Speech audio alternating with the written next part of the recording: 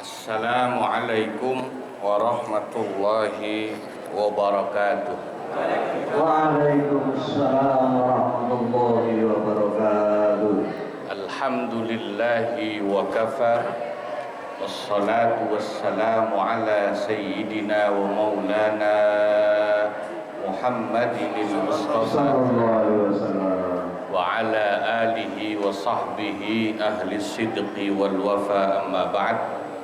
Al-mukarramun wal mukarramat, para alimil ulama wal asatidah, bil khusus guru-guru kita, Bapak Kiai Haji Ahmad Habibi LC, Bapak Ustadz Abdul Hamid Mustafa Al-Hafidh, Bapak Ustadz Haji Muhammad Tahir, Bapak Haji Basrain Safari, serta pengurus Masjid Hidayatul Mukhlisin, Bapak Ibu jamaah Majelis Ta'lim Ukhuwah Islamiyah, yang mudah-mudahan semua digolongkan sebagai ahli surganya Allah.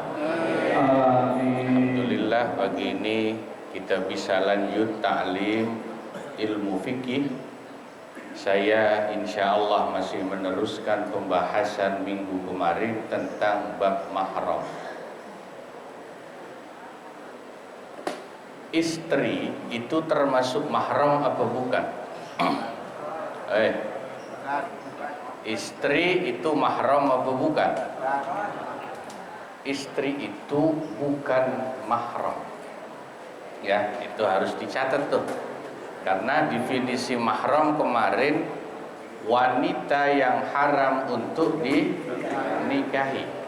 Nah, oleh karena istri itu justru kita nikahi, dia bukan mahram.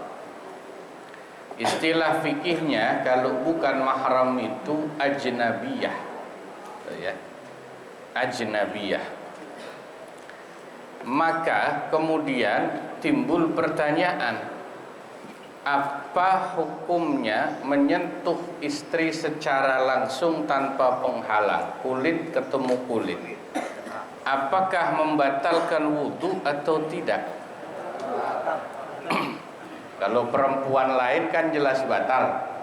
Kalau mahram tidak batal, kan begitu ya. Nah, hukum bersentuhan kulit min ghairi hailin, tanpa penghalang, dengan istri itu ada beberapa pendapat ulama, atau ada perbedaan pendapat ulama. Di sini memang sering jadi perdebatan dan masyarakat agak bingung, Pak, yang benar batal gak sih saya? Gitu kan? Habis sentuhan, habis salaman sama istri itu. Nah, pendapatnya Imam Syafi'i dan salah satu riwayat yang kuat dalam madhab Hambali mengatakan hukum bersentuhan secara langsung dengan istri membatalkan wudu. Imam Syafi'i dan Imam Ahmad bin Hambal mengatakan batal wudunya. Adapun Imam Malik berpendapat bersentuhan dengan istri,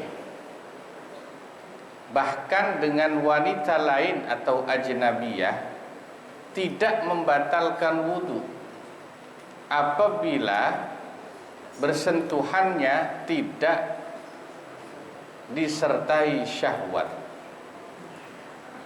Tapi kalau ada syahwat, batal wudunya.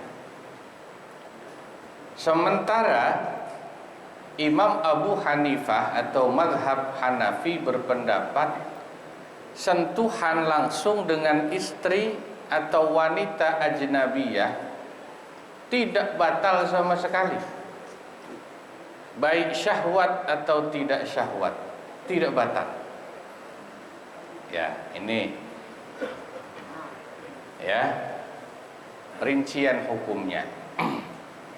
Nah, kalau ditanya apa sebabnya kok bisa beda-beda pendapat mazhab itu, ada dua sebab. Pertama, karena perbedaan menafsirkan ayat Al-Quran di surat An-Nisa ayat 43. Wa in kuntum marda aw ala safarin aw jaa ahadum minkum minal ghaiti aw lamastumun nisaa falam tajidu ma'an fatayammamu. Pada kalimat aw lamastumun nisaa, atau kalian menyentuh istri kalian. Kalau kalian tidak menemukan air, maka kalian harus tayamum. Itu kan bunyi ayatnya menjelaskan itu batal, berarti hukum wudunya. Nah, Imam Syafi'i dan Imam Ahmad bin Hambal memaknai ayat ini secara zahir. Makna ayatnya, lamastum, yang menyentuh, sentuhan kulit, batal sesuai ayat ini. Itu juga yang diutarakan oleh sahabat Ibnu Umar. Sementara Imam Malik dan Imam Abu Hanifah memaknai ayat ini aula mastumun nisaa bukan dengan makna aslinya, tapi dengan menggunakan makna majaznya. Maknanya aula mastum itu secara kiasan atau majaz artinya menggauli istri. Jadi kata Imam Hanafi, Imam Malik, yang dimaksud batal wudunya itu kalau suami menggauli istri. Kalau sentuhan doang enggak batal. Nah, itu beda maknanya, memaknainya. Nah, itu juga yang menjadi pendapat sahabat Ibnu Abbas. Di sahabat Nabi saja ada dua pendapat memaknai ayatnya. Ibnu Umar berpendapat lamastum itu menyentuh kulit. Ibnu Abbas berpendapat lamastum itu artinya menggauli istri. Nah, itu sebab pertama.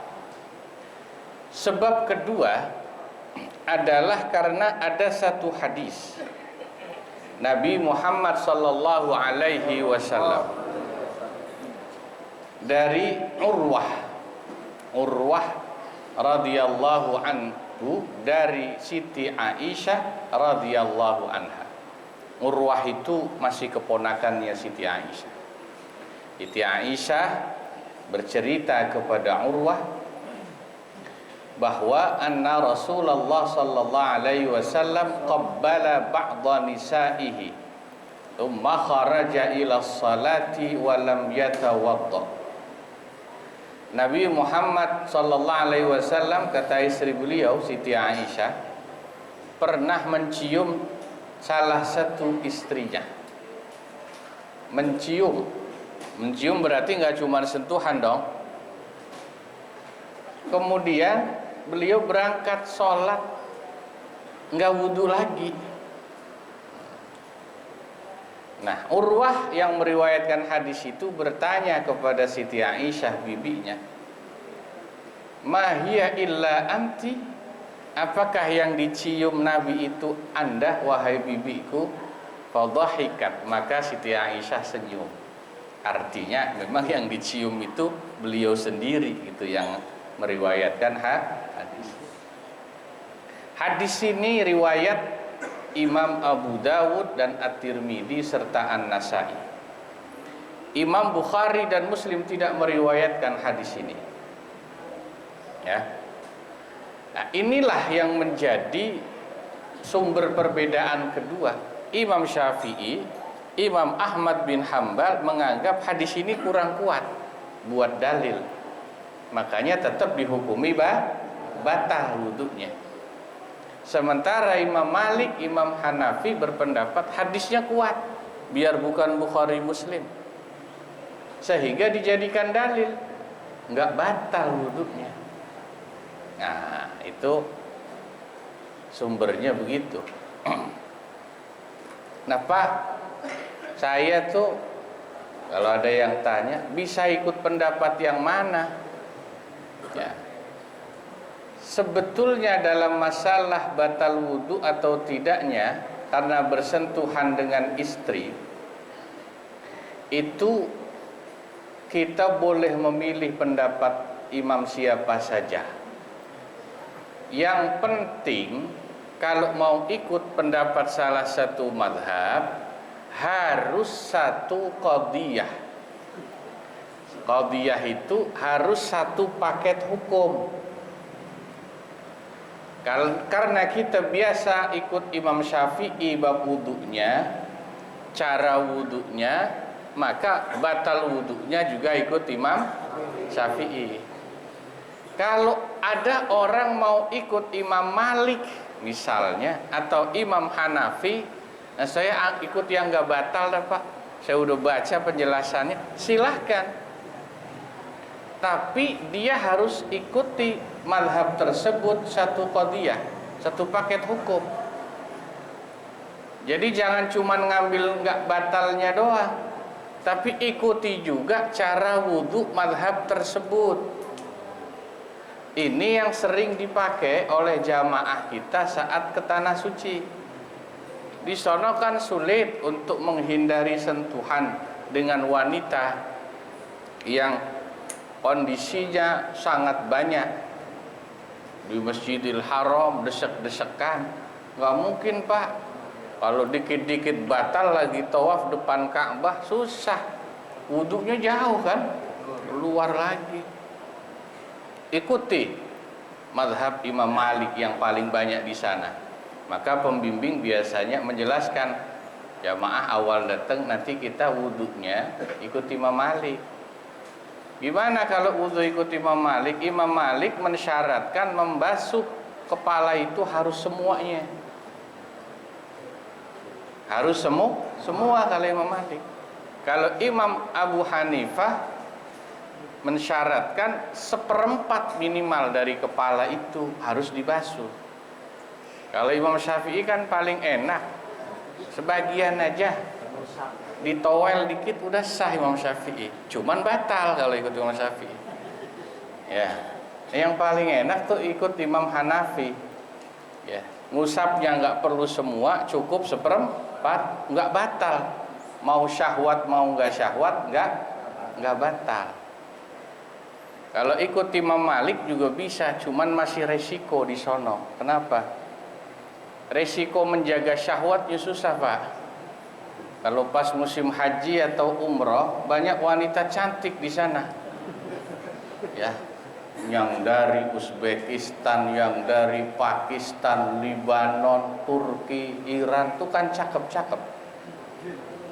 Apalagi yang dari Libanon katanya itu Pak, perempuan di sono ada 10 perempuan yang cakep 12. Saking cakepnya itu perempuan Libanon. Nah, itu tentang mahram. Tapi Imam Syafi'i sendiri yang menarik itu bilang gini, kalau memang hadisnya riwayat Urwah tadi, ini dari Siti Aisyah itu ternyata sahih, maka ya silahkan ikuti hadis itu. Kalian boleh menganggap wudu tidak batal. Itu Imam Syafi'i orangnya konsekuen. Meskipun saat beliau hidup menganggap hadis itu kurang kuat. Jadi kata beliau, in sahha hadzal hadis, kalau hadisnya ini memang ternyata sahih, ya maka menyentuh, mencium bahkan tidak batal kata beliau. Tapi kalau saya pikir-pikir lagi nih ya, ada bagusnya juga. Imam Syafi'i nganggap hadis itu nggak kuat, berarti batal dong. Karena kalau Nabi sama kita tuh beda Pak, beda. Nabi andai kata hadisnya itu sahih, mencium istrinya lalu sholat nggak pakai wudhu lagi, Nabi udah pasti nggak syahwat, sudah pasti beliau bisa menahan. Kalau kita kan repot, nyium istri yang ada nggak jadi sholat. Iya. Apalagi pengantin baru. Tuh kalau dihukumi nggak batal repot. Bisa keterusan kemana-mana soalnya kalau udah nyium. Ya. Tuh, tentang masalah batal dan tidaknya wudu. Jadi harus satu paket, nggak boleh ngambil imam ini sebagian doang. Nggak batalnya ikut Imam Malik atau Imam Hanafi, tapi wudunya masih ikut Imam Syafi'i, nggak bisa. Satu qadiyah, satu paket, ya. Itu ulama fikih semua sepakat begitu. Jadi itu yang namanya kalau taklid itu begitu. Ikuti pendapat salah satu mazhab, satu qadiyah hukum, satu paket hukum. Bab wudu ya mulai cara wudunya sampai batal wudunya komplit. Ya, nggak boleh dicomot. Ini enak nih pendapat imam ini saya. Tapi wudunya masih ikut Imam Syafi'i, itu nggak boleh. Jelas ya?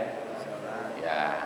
Nah ini juga sekaligus buat bekal ilmu kita yang nanti kalau pas ke tanah suci sudah ngerti. Andai kata pembimbingnya lupa nggak ngejelasin, sampai niatkan di awal sampai tanah suci, ya saya niat taklid mazhab Imam Malik misalnya dalam masalah wudu. Dalam hati niatkan gitu. Jadi pas mau wudu niat wudunya ikut Imam Malik, diusap semua, ya. Satu kali ambil air itu langsung kepala semua, nggak ngambil lagi, terus nyambung ke kuping kalau Imam Malik. Kalau Imam Syafi'i kan dikit, ntar ngambil lagi buat kuping. Imam Malik tidak, sekali saja. Kali ngambil air dengan dua telapak tangan langsung dibasuh semua kepala, nggak ngambil lagi, langsung nyambung kuping, dibasuh. Ya itu penting buat kita semua. Nah lalu mungkin pertanyaan terakhir, kalau adik ipar batal nggak wudunya? Adik ipar perempuan. Kan kemarin masih pas kita bahas adik ipar itu termasuk mahram. Mahram ya? Mahram tapi yang nggak permanen. Mahram yang muakkad, yang sementara. Mahram kok batal Pak? Katanya kan tadi kalau mahram nggak batal. Iya, sebab mahramnya bukan yang muabbad, bukan yang permanen.